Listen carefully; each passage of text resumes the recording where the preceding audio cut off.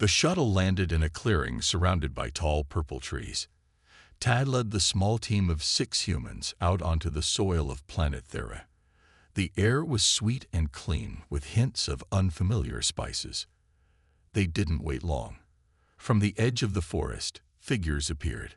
The Therans moved with grace, their skin a pale blue with patterns that seemed to glow faintly even in daylight. They were roughly human-sized but more slender, with large eyes that shimmered like opals. Ta stepped forward, hands raised in the universal gesture of peace. "We come as friends," he said, his words translated through the device at his belt.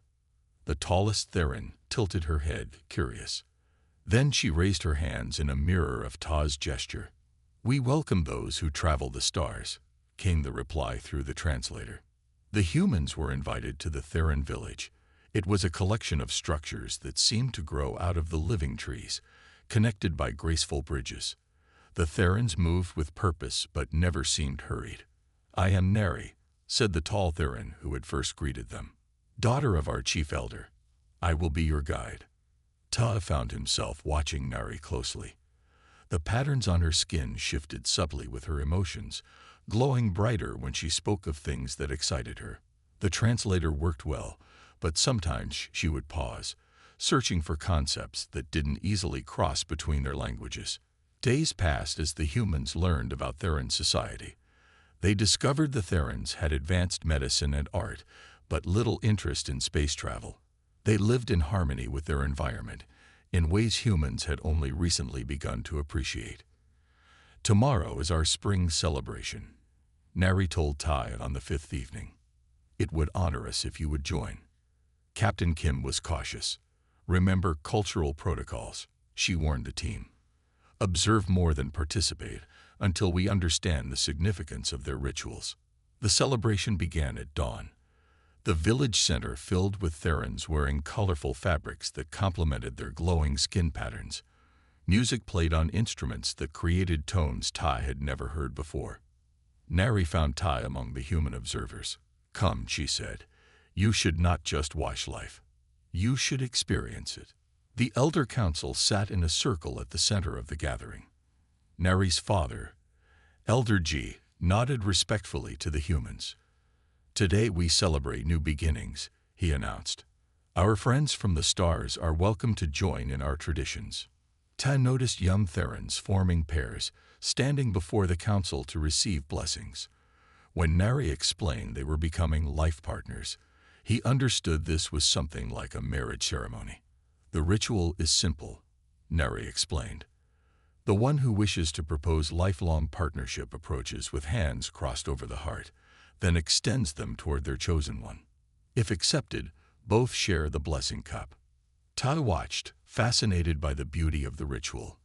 When a break came in the ceremony, Neri invited the humans to try some sweet Theran fruit juice. "This is delicious," Ta said, placing his hand over his heart in appreciation as he had seen other Therans do when giving thanks. A sudden hush fell over the gathering. Neri stood frozen, her skin patterns flashing rapidly in blues and purples. Elder G rose from his seat, his expression unreadable to human eyes. "Is something wrong?" Ty asked, looking around in confusion. "You have," Neri whispered, her voice trembling. "You have initiated the mate selection ritual, and you chose me." Tay's eyes widened in horror. "I was just saying thank you. I didn't mean." But the Therans were already moving around them in a circular pattern. Elder G approached with a ceremonial cup, his face solemn. "Father," Neri said quickly in their language. "He doesn't understand our ways." The elder looked at Ta with those large opal eyes. "Did you cross your hands over your heart and extend them toward my daughter?" "Yes, but I was just copying what I saw as a gesture of thanks. I didn't know it meant something else." The Theran Council members exchanged looks. Their skin patterns communicated messages the humans couldn't read. Captain Kim stepped forward, sensing the tension. "There seems to be a misunderstanding. In our culture, we often adopt gestures we observe as a sign of respect." Elder G nodded slowly. "In our culture, this gesture has great significance. It can only be offered once in a lifetime. It is how we choose our eternal mate. Tai felt dizzy. Eternal mate. Nari's patterns had calmed slightly. She looked at Ta with an expression that seemed both concerned and curious. My culture allows only one lifelong mate, she explained quietly. And you just chose me. Can it be undone? Tai asked. The silence that followed answered his question. Our people form a bond, Elder G finally said. It begins at selection and grows stronger through the sharing of the blessing cup. It becomes a connection of minds and spirits that lasts until death. Captain Kim called for an immediate conference with her team. They huddled away from the Therans. This is exactly why we have cultural protocols, she hissed. Now we have a diplomatic crisis. I didn't know, Ta said, still in shock. I was trying to be respectful. We need to explain this was a mistake, said Dr. Park, the team's cultural specialist. Surely they'll understand. When they returned to the Therans, Elder G was waiting patiently. We understand this was not your intention, he said, yet the gesture has been made. In our history, this has never happened by accident. What does this mean for Nari? Tai asked, concerned about the consequences for her. Nari herself answered, in our biology, once the selection is made, certain changes begin. A telepathic bond starts to form. It is very slight at first, but grows stronger, especially after the blessing cup is shared. And if the bond is broken? Captain Kim asked. It is not broken, Elder G said simply. That is not our way. As the humans tried to process this information, Ta noticed Nari watching him. Her patterns shifted in colors he hadn't seen before. I can already feel it, she said softly. Just the beginning. I can sense your confusion and your fear. Tada felt a chill run through him. He had come to study an alien culture, and instead had become permanently linked to it in a way he never could have imagined. We will return to our ship to discuss this situation, Captain Kim announced formally. We mean no disrespect, but we need to consult with our leaders. As they walked back to the shuttle, Tai felt a strange sensation at the edge of his mind, like a presence watching him. He turned back once and saw Nari standing at the edge of the village, her patterns glowing brightly against the falling darkness. The emergency meeting aboard the Horizon was tense. Captain Kim paced while the senior officers debated their options. Tai sat quietly, still processing what had happened. We could simply leave, suggested Security Officer Han. We have no legal obligation to honor their customs. Dr. Park shook her head. That could damage relations permanently. The Therans could see it as a grave insult. What about Ta? Asked Medical Officer June. He said the girl already feels some connection. What if leaving hurts her, or him? Captain Kim stopped pacing. Ta, you've been quiet. What are your thoughts? Ta looked up. I feel responsible. I made this mistake, but I also feel, he struggled to find the words, strange, like there's something new in my mind. Jun frowned. I want to run some scans. If there's a real biological effect happening, we need to understand it. Later, lying under the medical scanner, Tai tried to describe what he was feeling. It's like having a new sense. I can feel something at the edge of my awareness. Jun studied the brain scans with concern. There's unusual activity in your limbic system and areas we associate with empathy and emotional processing. Nothing dangerous, but definitely not normal. Could it be the beginning of this bond Nari described? Tai asked. Possibly. I've never seen anything like it. A chime interrupted them.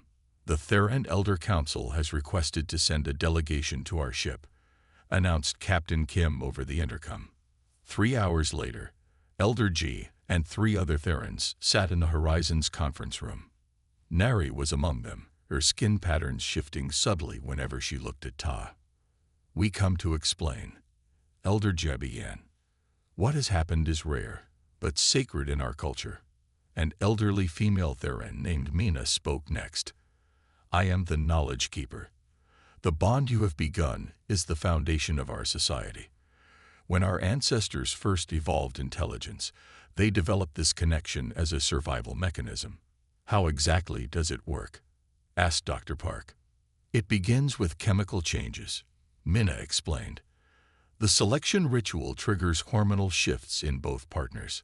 Over days and weeks, neural pathways form that allow a type of telepathic connection. Jun leaned forward. Our scans show unusual brain activity in Lieutenant Commander Ta. Is that what you mean? Minna nodded. The first stage. He can sense Neri's presence, perhaps some strong emotions. She can sense his more clearly, as our biology is adapted to this process. And this gets stronger? Tai asked, feeling a mixture of fascination and alarm. Yes, said Nari, speaking for the first time. Eventually, we would share thoughts, memories, even sensory experiences. Bonded pairs function as one in many ways, while remaining individuals. Captain Kim frowned. What happens if they separate? If Tag returns to Earth? A heavy silence fell over the room. Elder G's patterns darkened. Distance makes the bond painful, but not impossible. Permanent separation. He paused. It has never been done voluntarily. When one partner dies, the other often follows within days. Tadi felt a chill run through him. Are you saying if I leave, Neri could die? Not immediately, Minna said gently. But the incomplete bond would cause suffering to both of you. Your mind has already begun to change, to make space for her presence. This is unacceptable, Captain Kim stated firmly. Ta made an innocent cultural mistake. He can't be bound by a commitment he never intended to make. We understand, Elder G said. This situation has never occurred before. We propose a compromise. Lieutenant Commander Ta remains on Thera for 1 lunar cycle, 30 of your Earth days. During this time, he will learn about our ways, and we will search our ancient records for any solution. The human officers exchanged looks. And if no solution is found? Captain Kim asked. Then a decision must be made, Elder G said simply. After the Therans left, Captain Kim turned to Ta. This is your choice. I can't order you to stay, nor can I force you to leave. What do you want to do? Tai thought about his career, his family on Earth, everything he would be risking. Then he thought about Neri and the strange new presence he could feel growing stronger by the hour. I'll stay for the 30 days, he decided. I need to understand what's happening to me. And I owe it to Neri to try to find a solution that doesn't harm her. The next morning, Ta moved into a dwelling at the edge of the Theran village. Neri came to visit him, bringing food and clothing suitable for the climate.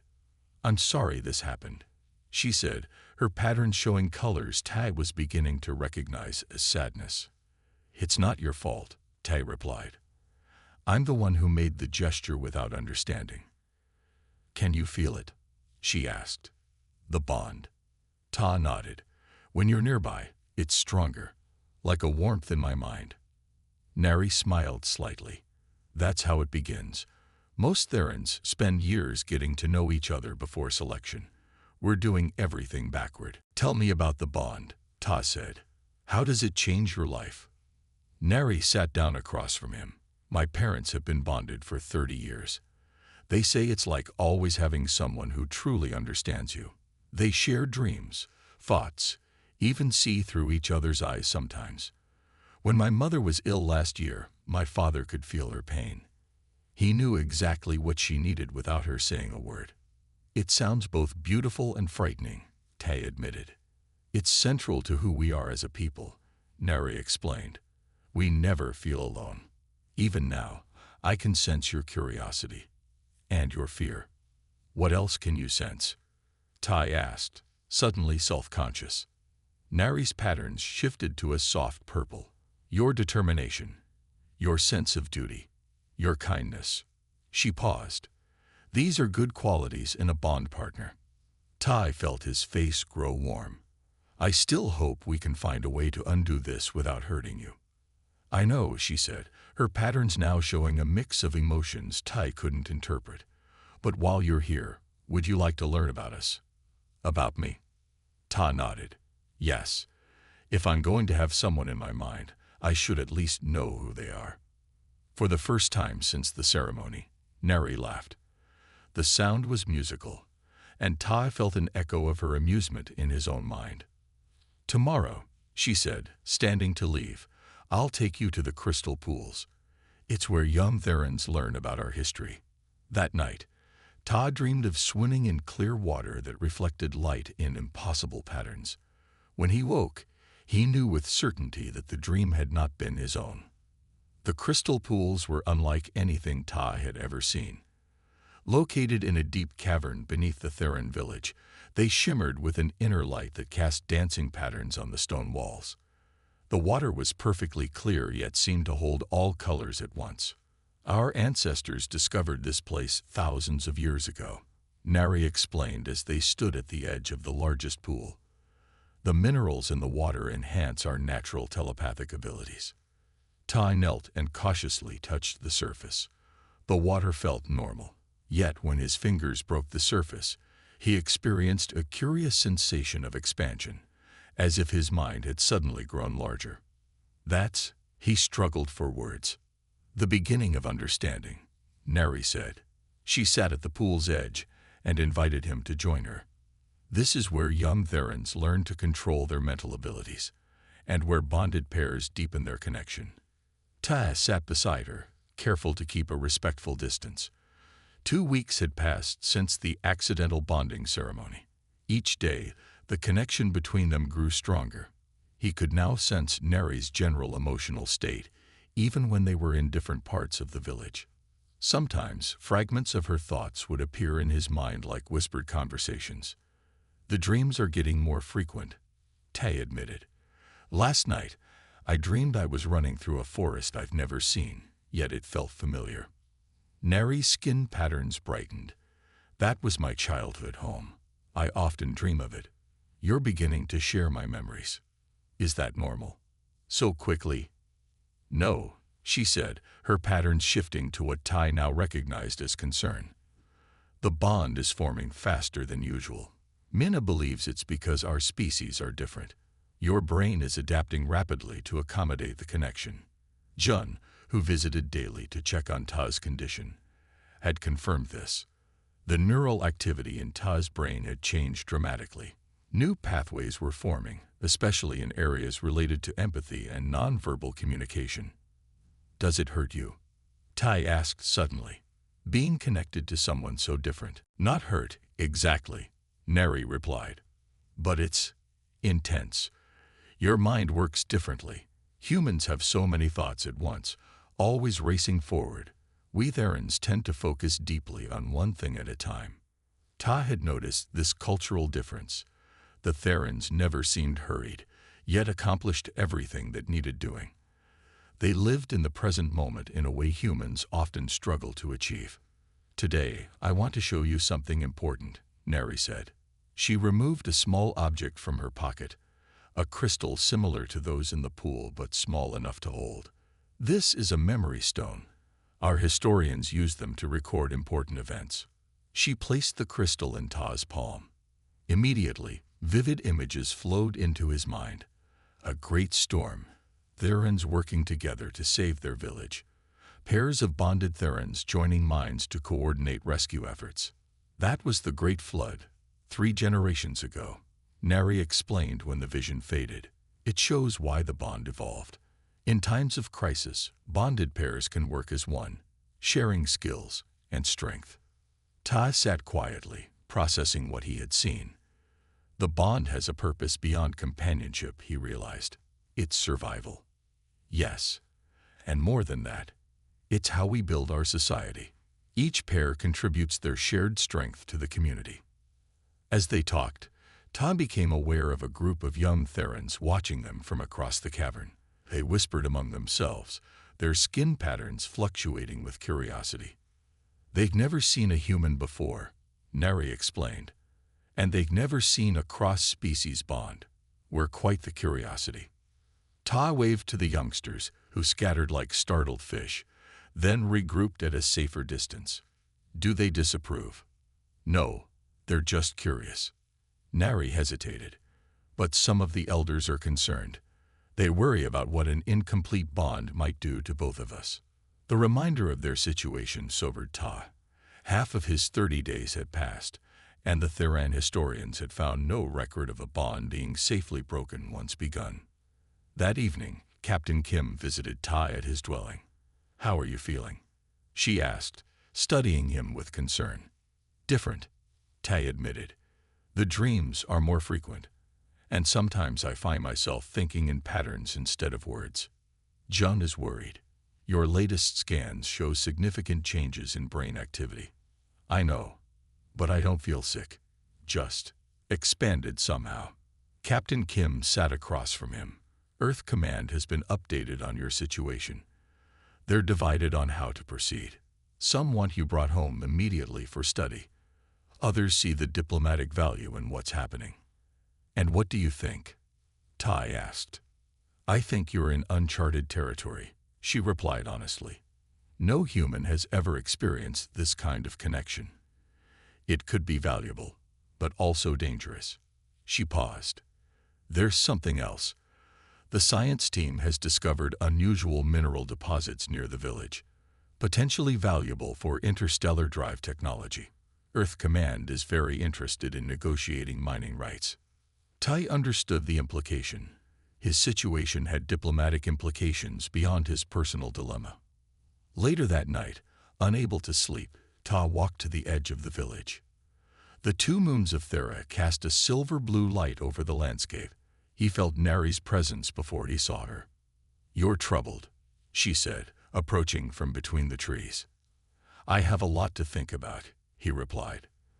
"In 2 weeks, I need to make a decision that will affect both our lives." Nari's patterns glowed softly in the moonlight. "I've been studying your language and culture through the bond. Humans place great value on individual choice. Yes, the freedom to choose our own path is fundamental to us. For Therans, connection comes first. We see ourselves as part of a greater whole." She gestured to the village behind them. "No Theran is ever truly alone." "That's what scares me," Tai admitted. "I've always been independent. The idea of having someone permanently in my mind is frightening." Nari finished for him. "I feel your fear through the bond, but I also feel something else." Ta looked at her. "What?" "Curiosity. Wonder." Her patterns shifted to a warm orange glow. "The same things I feel when I touch your mind." In that moment, standing under alien moons with Nari, Tai realized something important. The bond hadn't just connected him to her. It had connected him to an entirely new way of seeing the universe. Ta woke suddenly, heart pounding. Something was wrong. The walls of his dwelling trembled. A cup fell from the table and shattered on the floor. Before he could fully register what was happening, he felt Nari's fear spike through their bond. He was outside and running before he even made a conscious decision to move. The ground beneath his feet shook violently. In the pre-dawn light, he could see Therans emerging from their homes, their skin patterns flashing in alarm colors. "Earthquake," someone shouted. A translator wasn't needed. Tay understood the Theran word directly through his deepening connection to their language. He found Nari helping an elderly Theran away from a collapsing structure, her relief at seeing him washed through their bond. "The underground city," she said urgently. "Many are trapped." Ta had learned about the Theran underground complex, a network of caverns and tunnels that housed their historical archives and served as shelter during the planet's occasional violent storms. Now those same protective spaces had become a death trap. "We need to get help," Ta said, activating his communicator. "Captain Kim, emergency situation. Major earthquake. The Theran underground city has collapsed. We need rescue equipment and medical support." As they raced toward the entrance to the underground city, more tremors shook the ground. Dust billowed from the main entrance tunnel. Injured Therans stumbled out, their skin patterns dim with pain and shock. "My parents are down there," Nari said, her fear pulsing through the bond. They were consulting the ancient archives. Elder G appeared from the chaos, his normally dignified manner replaced by urgent action. The main support pillars have collapsed in the Hall of Records. Many are trapped, including our history keepers. Captain Kim arrived with a team from the horizon, carrying emergency equipment. "We've brought cutting tools and medical supplies," she announced. "Tell us where to help." "The tunnel system is complex," Elder Jai explained. "Many passages are now blocked. We need to find alternative routes." "I know the old maintenance tunnels," Neri said. "They might still be open." Tay turned to Captain Kim. "I'm going with Neri. Our bond might help us navigate and find survivors." "Too dangerous," Kim objected. "The aftershocks could bring down the whole system." "That's exactly why we need to go," Tai insisted. "The Therans can sense each other through their bonds. With Neri's help, I might be able to do the same." Kim hesitated, then nodded. "Take emergency supplies and keep your communicator open." The side tunnel Neri led them to was narrow and dark. As they descended deeper underground, the air grew thick with dust. The weak light from their emergency lamps cast eerie shadows on the crystal-embedded walls. "Focus on the bond," Neri instructed as they reached a junction where 3 tunnels diverge. "Try to feel the presence of others." Tai closed his eyes. The past weeks had taught him to open his mind to the bond, to let Neri's thoughts and feelings flow into his consciousness. Now he tried to extend that awareness further. At first, there was nothing but Neri's bright presence beside him. Then, faintly, he sensed something, multiple somethings, like distant lights in a fog. "That way," he said, pointing to the rightmost tunnel without opening his eyes. "I can feel several people." Neri's surprise and pride flowed through the bond. "Yes, that's right." They moved quickly through the tunnel, which sloped downward. The air grew hotter and harder to breathe. Twice they had to clear fallen debris from their path. When another aftershock hit, Tai instinctively reached for Nari, pulling her against the wall as rocks fell from the ceiling. Their physical contact intensified the bond suddenly, dramatically. Ta gasped as his mind seemed to expand, connecting not just to Nari, but through her to the network of Theran bonds throughout the complex. "I can see them," he whispered in awe. "All of them, like stars in a constellation." "The crisis has strengthened our connection," Neri explained, her patterns glowing brightly despite the danger. "This sometimes happens in emergencies." With this enhanced awareness, they navigated the increasingly treacherous tunnels. They found a group of 5 Therans trapped by a cave-in, including Neri's mother. Together with the rescue team that followed their path, they managed to clear enough debris to free the trapped Therans. "My father," Neri's mother said weakly. "He went deeper, to the oldest archives." Ta concentrated on the bond network again. "I can sense him, but he's faint. He might be injured." They pushed onward, descending to levels of the underground city Ta had never seen. The crystal pools looked different here, darker, more ancient. The tremors had cracked some of the pools, sending mineral-rich water flowing across the stone floors.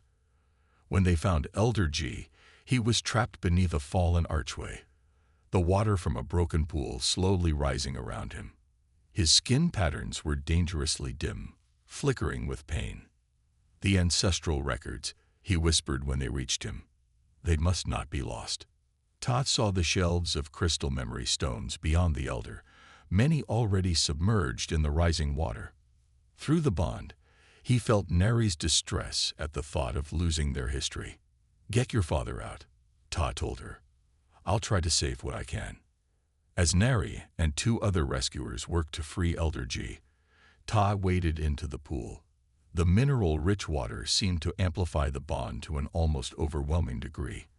As his hands touched the first memory stone, images flooded his mind, not just visual scenes but complete sensory experiences from thousands of years of Theran history. Without understanding how, Ta found himself absorbing the information, his human brain somehow accommodating the alien memories through the pathways created by his bond with Nari.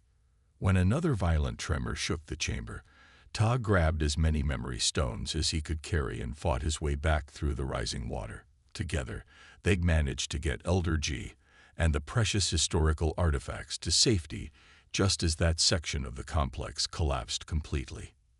Hours later, on the surface, the rescue operations continued. Thanks to the bond network and the human technology, most of the trapped Therans had been rescued. Medical teams treated the injured while engineers assessed the damage. Tai sat exhausted beside Nari as Jun examined them both. "Your neural activity is off the charts," the doctor told Ta, "and there are traces of the crystal minerals in your bloodstream. I've never seen anything like it." "I can remember things," Ta said quietly. "Theran things, events from hundreds of years ago, as if I lived them myself."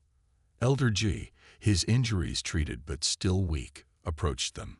"You have done something unprecedented," he said. "No non-Theran has ever accessed our ancestral memories." "It was the crisis," Nari explained. "The bond fully activated under stress, and saved many lives because of it." Elder G acknowledged, "Including mine." Captain Kim joined them, her expression mixing concern and admiration. "Earth Command is impressed with the rescue operation. The cooperation between our teams was remarkable." "Not just cooperation," Ta said. "Integration. The bond let me sense where people were trapped. And now—" He hesitated. "Now I understand the Therans in a way that would have taken years of study." He looked at Nari, whose patterns glowed with emotions too complex for words. Through their bond, he felt her pride, her wonder, and something deeper that neither of them had acknowledged until now. "I think," Ta said slowly, "I need to reconsider my decision about leaving." The council chamber had been rebuilt, more beautiful than before. Sunlight filtered through crystal panels in the ceiling, casting rainbow patterns across the gathered Therans and humans. 3 months had passed since the earthquake. The underground city was slowly being restored, with improvements designed by joint human-Theran teams. Ta stood beside Nari at the center of the chamber. Her skin patterns glowed with a steady blue-gold light that Ta had come to recognize as contentment. Through their bond, he could feel her quiet joy mixing with his own nervousness. "This is a historic day," announced Captain Kim, who stood with Elder G at the head of the chamber. "The first formal alliance between our peoples." Elder G nodded, his patterns showing formal dignity. "From an accident comes great possibility. From crisis comes understanding." Ta knew he had changed in ways that went beyond the obvious. The bond with Nari had reshaped his mind. He thought differently now, more patiently, more connected to the world around him. Yet he remained human, with human drives and curiosities that sometimes puzzled Nari, but often delighted her. "Lieutenant Commander Tai and Nari, daughter of Elder G, will serve as our first official ambassadors," Captain Kim continued. "Their unique bond represents the bridge between our cultures." The decision had not been easy. Earth Command had debated for weeks about Ta's situation. Some officials had wanted him returned for study. Others saw the diplomatic advantage in his unprecedented connection to the Therans. In the end, the success of the rescue operation and the discovery of compatible technologies had tipped the scales. "I still remember how scared I was when you first told me what the gesture meant," Ta whispered to Nari as the ceremonial documents were prepared. Her amusement tickled through their bond. "Your panic was quite impressive. I felt it like a storm." "And now?" "Now you feel like home," she replied simply. The formal ceremony concluded with Tai and Nari drinking from the blessing cup that they had never shared during the original accidental ritual. As the sweet liquid touched Ta's lips, the bond between them seemed to sing, settling into a deeper, more permanent connection. "I can see through your eyes," Ta said in wonder after they left the ceremony. Nari nodded. "The blessing cup completes the bond. Now we truly share one mind in 2 bodies." The new Theran Human Cultural Center opened the following month on the edge of the village. Built with a blend of Earth and Theran technologies, it served as both an embassy and a place of learning. Humans from the horizon came to learn about Theran history, art, and science. Young Therans came to hear about Earth and the many cultures of humanity. "You're getting better at projecting images," Nari told Ty as they finished a class teaching Theran children about Earth's oceans.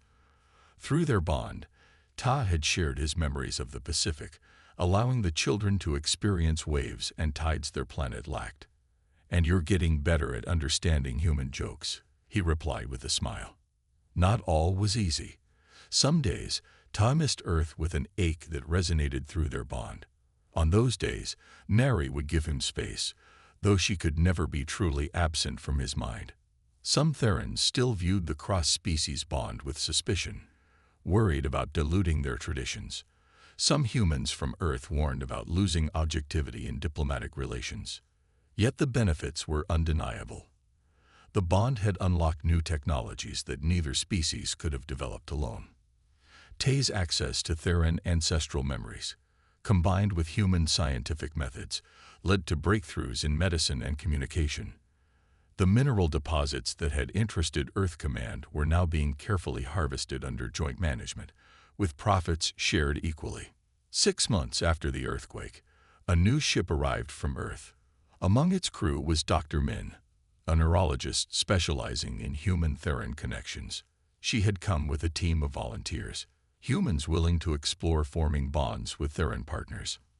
"Not all bonds need to be like yours," Dr. Min explained to Ty and Nari. "We're exploring different levels of connection. Some may be temporary, others focused on specific knowledge transfer. The bond adapts to need," Nari agreed. "Ours became deep because of crisis and genuine connection. Others might find different paths." The first experimental bonds were formed between Theran historians and human scientists. The results amazed everyone. Complex scientific concepts flowed easily from human to Theran minds, while ancient Theran wisdom about sustainable living and mental well-being transferred to the humans. "We're creating something entirely new," Ta told Captain Kim during her final visit, before the Horizon departed for Earth. "Not human, not Theran, but a blend that takes the best of both." Kim looked at him thoughtfully. "Are you ever sorry about the accident that started all this?" Ta glanced at Nari, who stood nearby showing a group of human visitors how to read basic Theran pattern language. Through their bond, he could feel her awareness of his attention, a warm acknowledgement without needing to turn around. "How could I regret finding another half of myself I never knew was missing?" he answered honestly. Later that evening, Ty and Nari walked to the hilltop overlooking both the village and the new human settlement that had begun to grow beside it.